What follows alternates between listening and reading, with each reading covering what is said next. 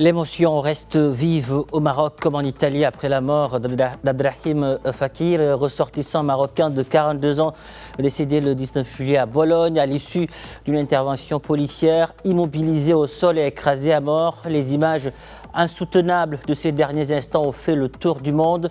Le parquet de Bologne a ouvert une enquête judiciaire. Une autopsie a également été ordonnée afin de déterminer avec précision les causes du décès. L'ambassade du Maroc en Italie suit l'affaire de près, tandis que les autorités italiennes, jusqu'à la présidente du Conseil, Giorgia Meloni, appellent à faire toute la lumière sur les circonstances de ce drame. Que sait-on justement de plus de ce drame? Quelles sont les questions auxquelles la justice devra répondre? Pour en parler, nous sommes avec Safia Khoury, avocate au barreau de Paris. Safia Khoury, bonsoir et merci d'avoir accepté notre invitation. Alors, merci à vous d'avoir invité. Bonsoir. Alors, je le disais, le parquet a ouvert à Bologne une enquête pour homicide involontaire et plusieurs personnes font l'objet d'investigations. Quelle est la portée juridique de cette décision aujourd'hui?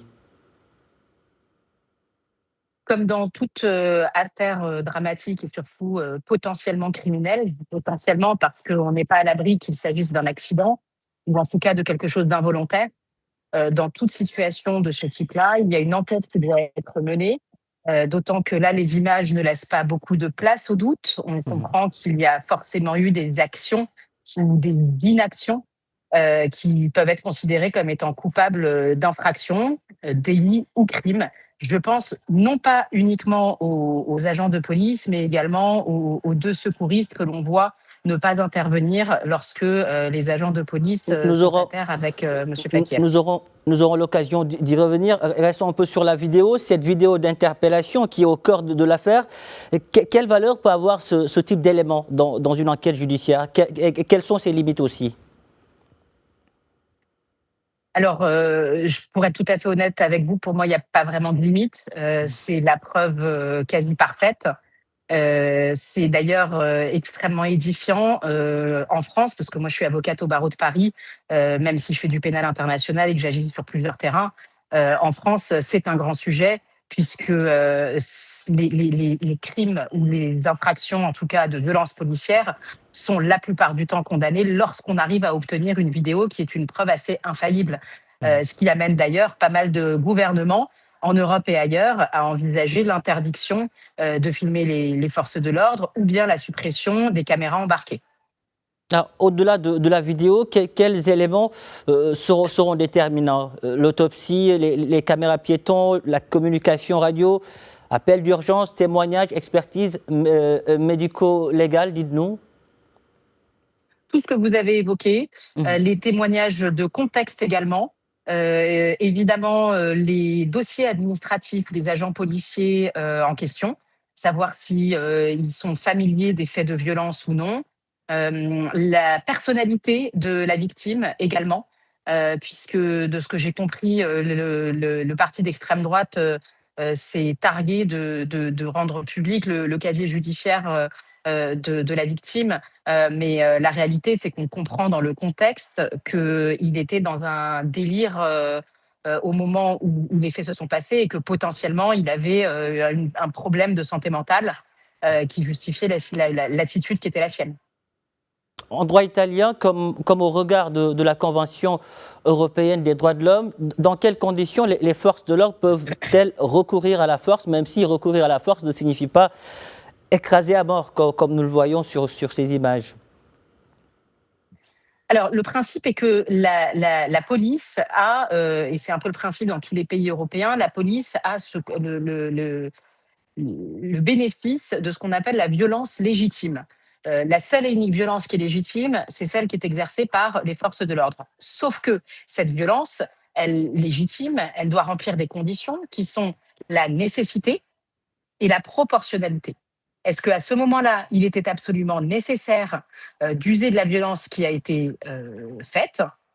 Et si la réponse est oui, c'est très bien, c'était nécessaire, mais est-ce que c'était proportionnel aux besoins qui était celui du policier à ce moment-là? Justement, Safia Khoury, l'une des questions centrales est celle de la proportionnalité.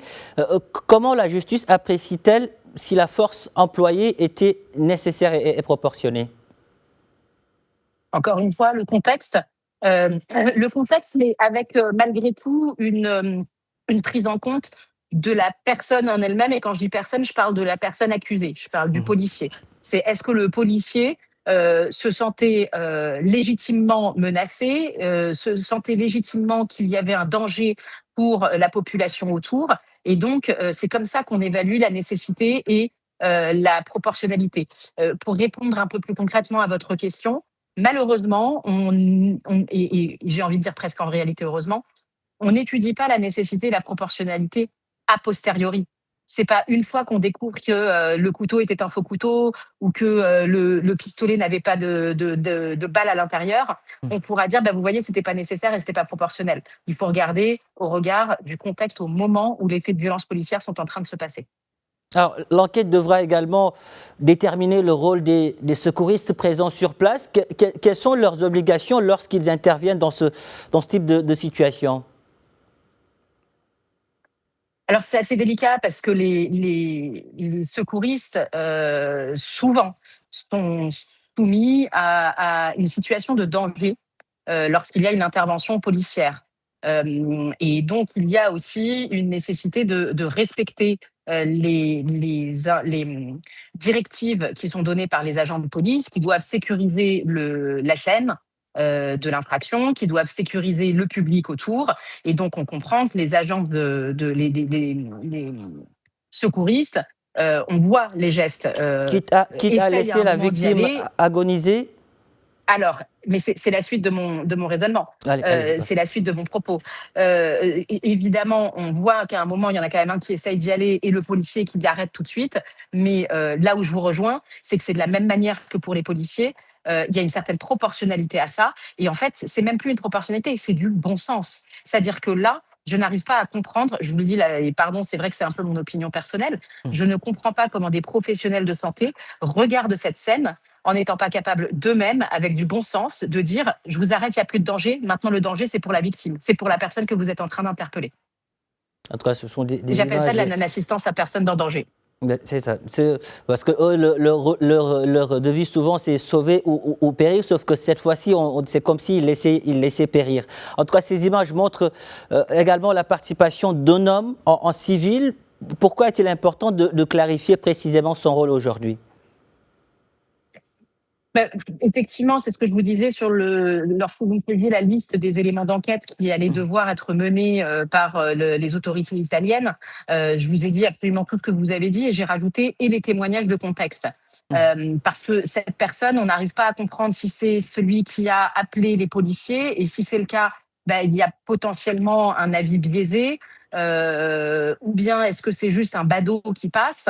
En tout état de cause, il est témoin de cette scène et on a besoin de comprendre un petit peu mieux si c'est lui qui incite les policiers à avoir une interpellation aussi violente ou si c'est juste quelqu'un qui attise un petit peu la situation ou bien juste qui ne l'apaise pas. Safia Akori, l'affaire a en tout cas suscité une vive émotion au Maroc comme en Italie. Quel rôle jouent désormais les autorités marocaines et les représentations diplomatiques dans ce type de dossier?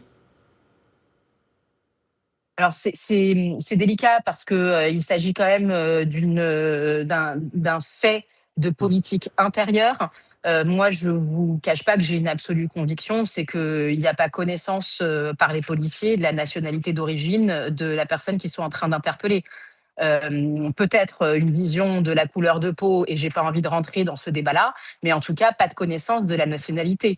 Donc un ressortissant sur le territoire italien et un fait de politique intérieure. En revanche, évidemment, que les autorités et les relations diplomatiques et les autorités marocaines ont un rôle à jouer dans le soutien à la famille de cette personne, dans le soutien à la communauté marocaine qui, en Italie, est quand même très, très importante et qui est extrêmement émue de ce fait divers et de ce fait dramatique.